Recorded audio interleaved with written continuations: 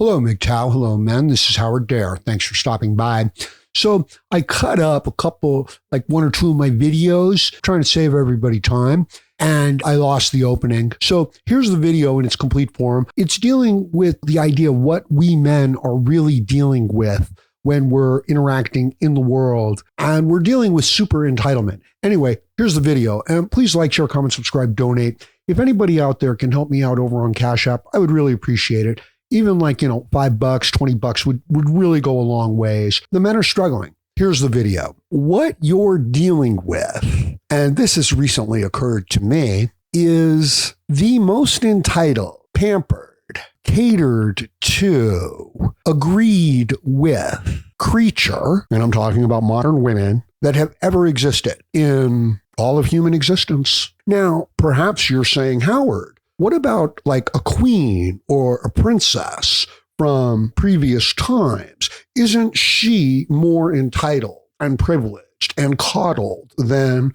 our modern women? And the answer is absolutely not, because again, objective reality. In other words, they simply didn't have indoor plumbing, right? Straight up, the men hadn't built it for them yet, the pattern. The men are the builders. They build the nest. They build the rules. They build the institutions. They build the roads. They build the electrical system. They build the information system. They write the programs. They write the autopilots. The men become such good pilots that we can just write the programs to copy the men. And the women can press the button as good as a pigeon could do it to engage the autopilot. So we're all equal. That's what you're dealing with. And to the degree that you, as a man, can facilitate others to have mastery over the physical universe, whether or not you understand the physical rules of the material that you're working with. And as soon as you give it to them, they believe that they inherently have always had this ability. So again, we could look at the question of, what happens if all the women refuse to come into work today? And the answer is, well, there's some problems, there's some chaos, but we'll be okay. The planes will not fall out of the sky, and there'll be food. But of course, if the men shut down and just refuse to work, even a single day, the world can never recover. Now, as builders, as engineers, we design things in such a way that we are no longer necessary. Again, this is a male trait. And those around us, women, children, pure dependence. You understand, I'm talking about a large percentage of the Western world. I'm not talking about you, but I'm talking about a large percentage of our population. And if you attempt to bring any awareness of what I'm talking about to them, they will condemn you. They will attack you. They will ostracize you. They will exclude you from the group. So you're walking around with the most entitled creatures that the universe has ever known. They've earned the least amount that they could possibly earn. They have taken on everything that the men have given to them throughout the generations. They're not gracious about it. Indeed, they say things like anything a man can do, a woman can do. They're incapable of even maintaining their own diet. They can't really control the food that they put in, to their mouth that then affects their body, right? It goes completely out of whack. And then they have to go to a doctor. Gee, who came up with that whole idea of medical science, right? Who invented that?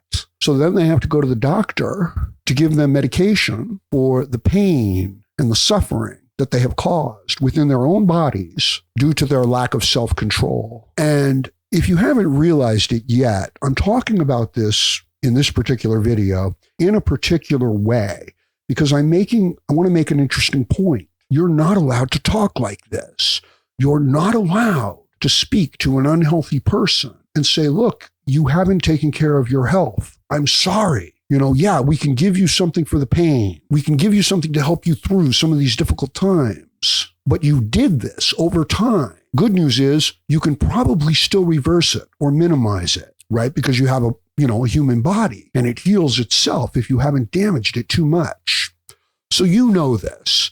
As a healthy man, you've probably got, part of this under your belt. You can't say this to people, right? So I'm sitting here and I'm saying it to you, and that, and I know that because I've done it, if you say this in a group of women and dependent men, that you're in a lot of trouble, that you're not going to be able to work at that place anymore, even though you're telling them the truth. So if you say to them, don't eat things that make you sick, even if they taste good, first off, they'll try to ignore you, but then they'll keep complaining about their problems. And if you remind them that their problems were their own choice, this was a choice they made, and they can unmake this choice and have a better result. If you say that to them, they will hate you for it. You can't even talk to them. You can't interact with them in an objective sense about objective reality, about the truth. See, even the word the truth is gone. You don't even have it anymore. It has now become my truth or her truth or their truth. Anybody's truth. This is how they see it.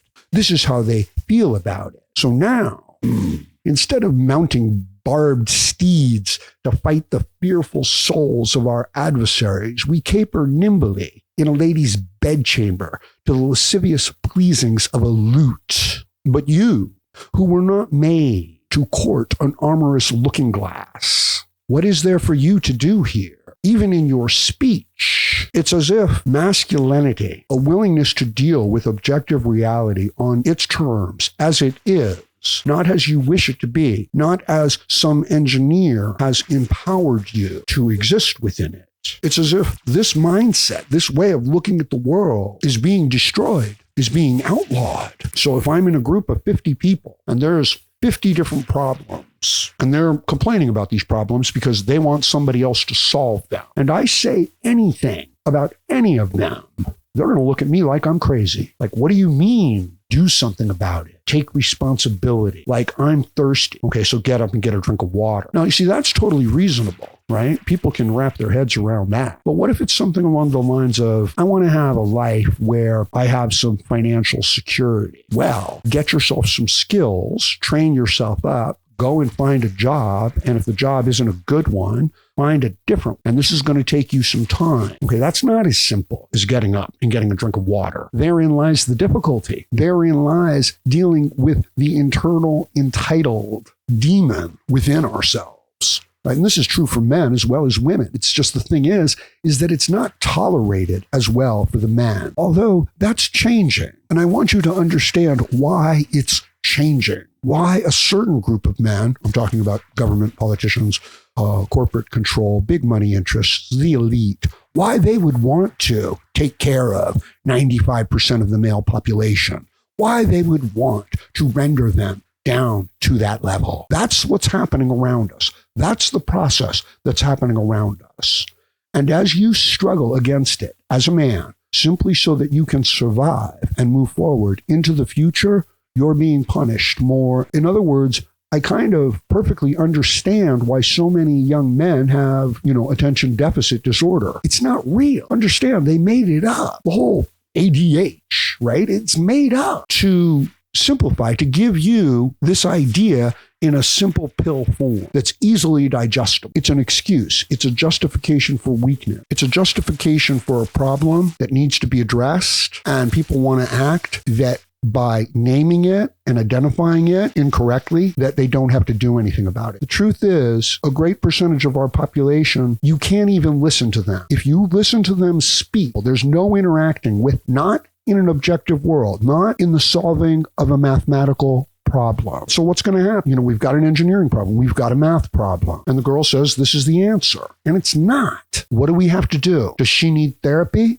Does she need to talk to somebody about the trauma of being disagreed with? See, I can't even disagree with people now. So as people stand up and say, look, I get to do whatever I want, eat whatever I want, say whatever I want, whenever I want, to whoever I want, in any way that I want.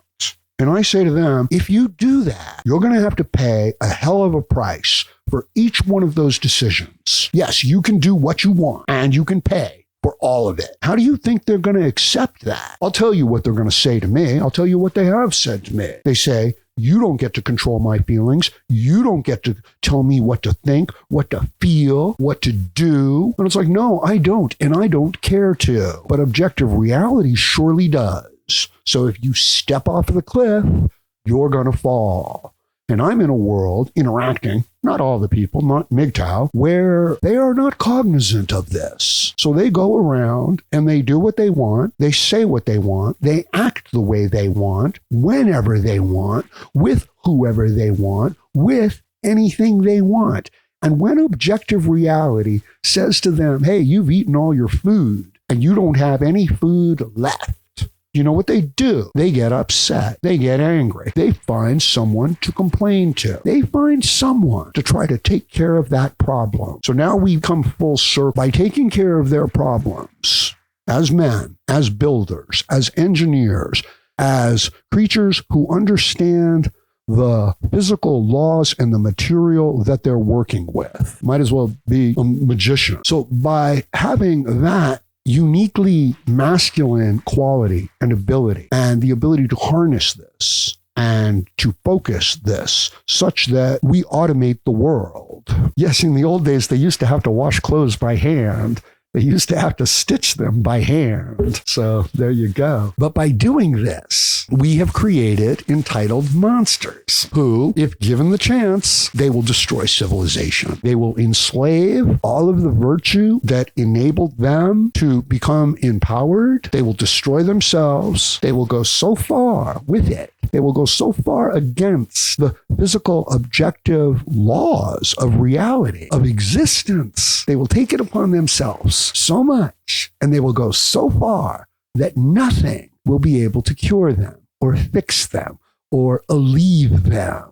And that's what you're witnessing. And as you try to speak sense to them, they look at you like you're crazy. Worse, they look at you like you're the monster, when you and your values and your discipline and the men who came before you were the very ones who entitled them to do this. This is like handing a dangerous weapon to an idiot, to a child. That's what we've done. Anyway, it helps me to get some of this off my chest. That's all I'm trying to do here and now. Maybe you can sympathize with it. Maybe you can relate to it. Please like, share, comment, subscribe, donate, and join me again, Howard Dare, as I plan to have more content for you. Thank you, MGTOW.